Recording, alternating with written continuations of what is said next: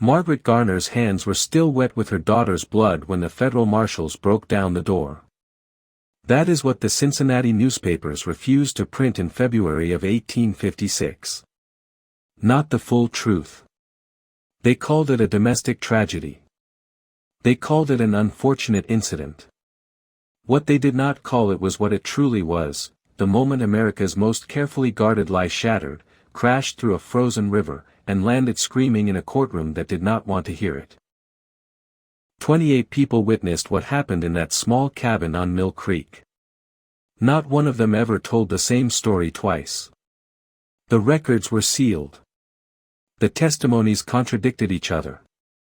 The surviving trial transcripts were edited so heavily they may as well have been fiction. And yet, Margaret Garner's name still makes historians uncomfortable.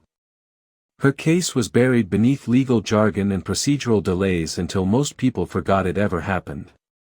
Not because it was insignificant, but because what Margaret did not just challenge the law. It exposed the truth the entire system was built to hide. Tonight, you are going to hear what they tried to erase. Before we go any further, understand this is not an easy story. It is not meant to be. It is a story about slavery, about motherhood, about law, and about a choice so extreme that it still unsettles people more than a century later. Now let's go back to where it all began. Kentucky, 1856. The Ohio River divided more than geography. It split the world in two. On one side stood the Commonwealth of Kentucky, where human beings were legally property. On the other stood Ohio, where freedom was supposed to mean something. But freedom, as Margaret Garner would learn, was a word that changed its meaning depending on which side of the river you stood. In winter, the Ohio River could freeze solid enough to walk across. The ice groaned and cracked under its own weight, shifting in the darkness like something trying to wake up. People said you could hear it moan at night, a low sound drifting into the slave quarters on both sides of the border. Some said it was just the ice. Others said it was the voices of those who had tried to cross and never made it. Margaret Garner was born enslaved around 1834 on the Maplewood Plantation in Boone County, Kentucky. No exact date was recorded. Slave births were not important enough to document with precision. Her mother, Priscilla, had been purchased years earlier at an estate sale in Lexington. She never spoke of her own mother or the family she had been torn from. Slavery severed you from your past so completely that eventually you stopped trying to remember. Margaret's father was never named out loud, but everyone knew who he was. The master's son, Archibald Gaines, moved through the quarters at night, and the children born months later carried his features. Margaret was one of them. Light-skinned, sharp-eyed, intelligent in ways that made overseers nervous. Slaves were not supposed to think too much. Thinking led to questions. Questions led to trouble. Maplewood was not the largest plantation in Boone County, but it was substantial. More than 800 acres of tobacco, corn, and hemp worked by 53 enslaved people.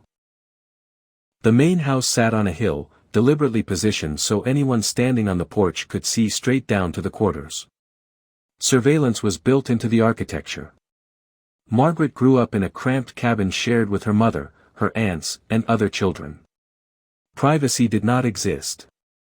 You learned to sleep through other people's nightmares. You learned to ignore bruises.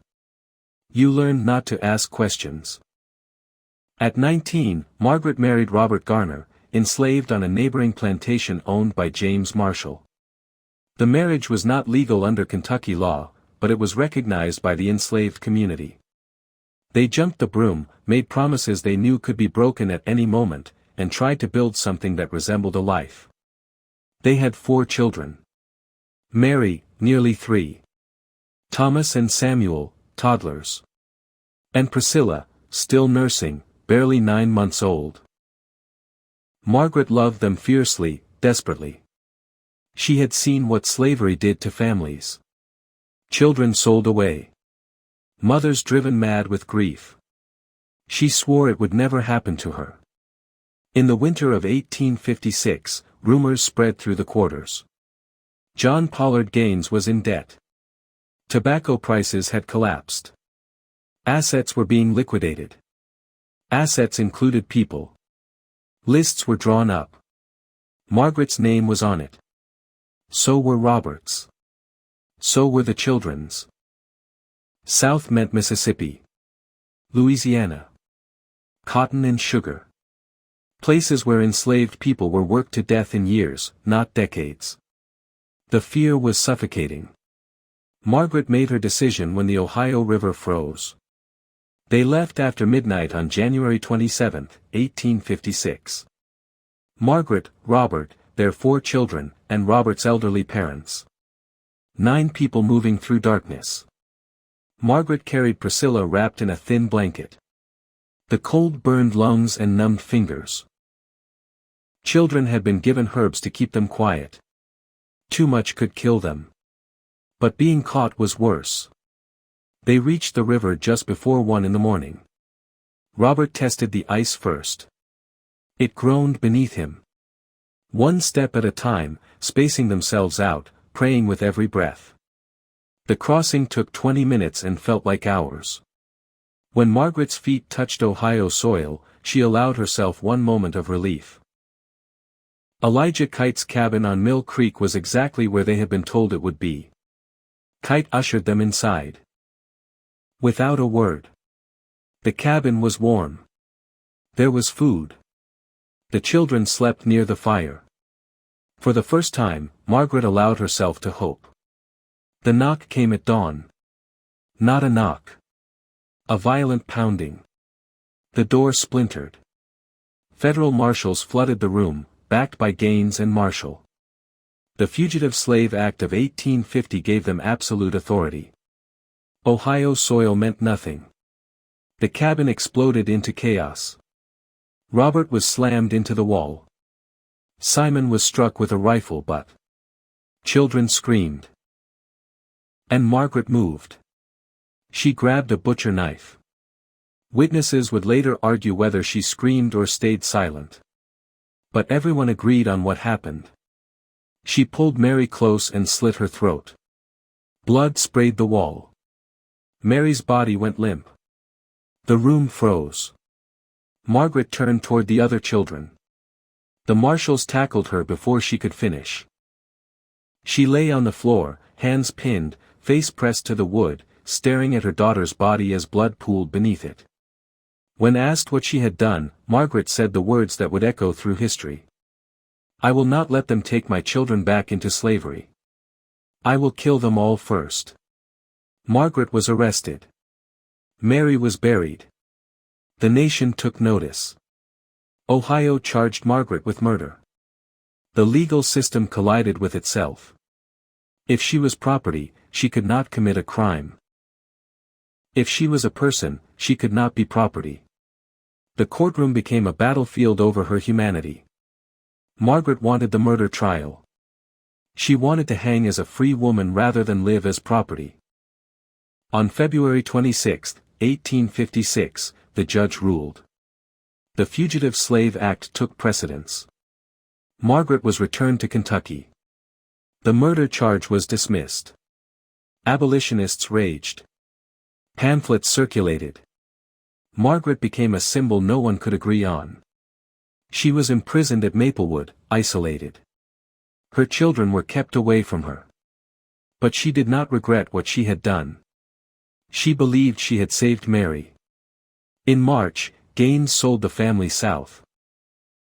On March 22, 1856, Margaret and her family were loaded onto the steamboat Henry Louis.